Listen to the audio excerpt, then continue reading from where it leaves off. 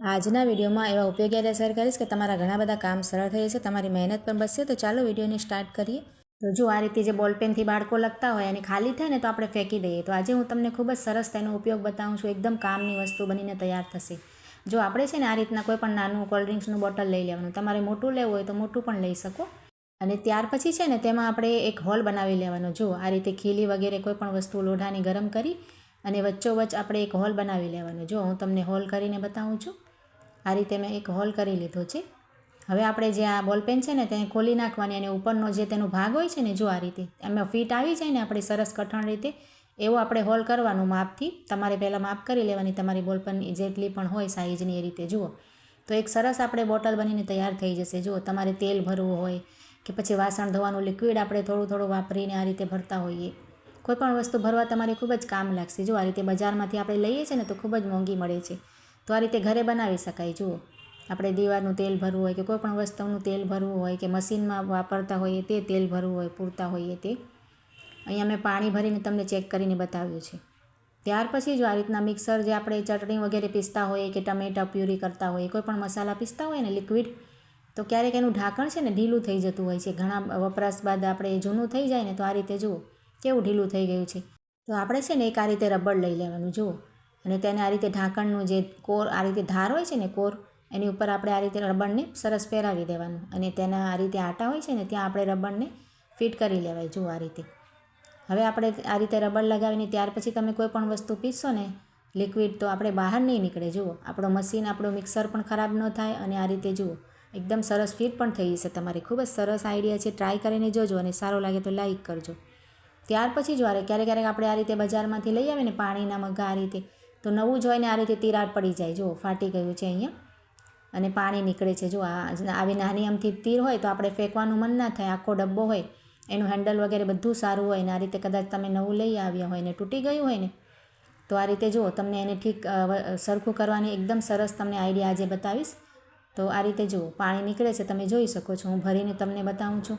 તો કદાચ તમારે આ રીતે ડોલ પણ હશે ને, તમારે બાથરૂમમાં નાહવાની ડોલ, તેને પણ તિરાડ પડી ગઈ હશે ને તો તેને પણ તમે સરસ રીતે સાંધી શકશો। જુઓ, આપણે શું કરવાનું, પહેલાં તો આ રીતે પાણી ખાલી કરી અને તેને કોરું કરી નાખવાનું અને ત્યાર પછી આ રીતે આપણે જે મીઠું ખાવામાં ઉપયોગમાં લેતા હોઈએ છીએ ને તે આપણે લઈ લેવાનું જરાક અમથું। જુઓ, અને પહેલાં જે તિરાડ છે ને તેની, એમાં આપણે મીઠું ભરી દેવાનું સરસ રીતે।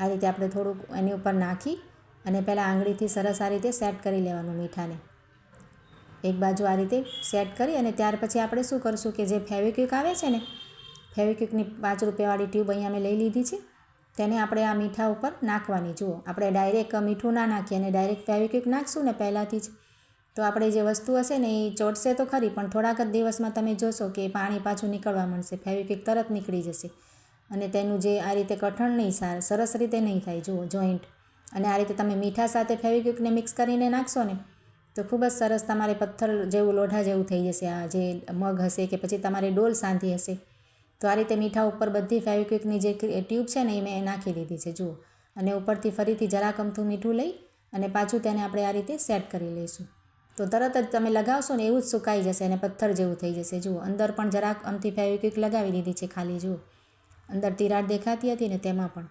તો ખૂબ જ સરસ આઈડિયા છે, મેં ટ્રાય કરીને જોયો છે અને પછી જ તમારી સાથે શેર કર્યો છે। તમે આ રીતે તમારે કોઈ પણ વસ્તુમાં તિરાડ હોય તો ટ્રાય કરીને જોજો, ખૂબ જ સરસ આઈડિયા છે। જુઓ, હવે હું તમને પાણીને ભરીને તેનું રિઝલ્ટ બતાવું છું।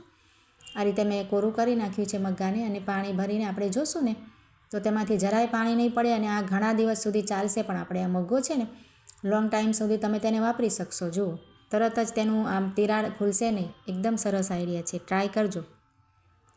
ત્યાર પછી જો આ રીતના બાળકો ક્યારેક ઘરમાં હોમવર્ક કરતા હોય કે લખવા બેસતા હોય ને, તો કદાચ તેમની પાસે ઇરેઝર ના હોય ને, ચેકવાનું, ચેક રબર જે આવે છે રબર, તે ખોવાઈ ગયું હોય કે ના હોય બાળકો પાસે, તો આપણે શું કરવાનું, આ રીતના માથામાં નાખવાનું રબર તો આવે જ છે ને, આપણી પાસે હોય જ છે, તેને આપણે છે ને પેન્સિલની આ રીતે પાછળની ભાગે બાળકોને લગાવી દેવાનું। જુઓ, 2-3 આટા સરસ ફિટ કરી દેવાના અને આ રીતે તમે ચેકશો ને તેનાથી, તો આપણે જુઓ સરસ રીતે ચેકાઈ ગયું છે પેન્સિલથી લખેલું।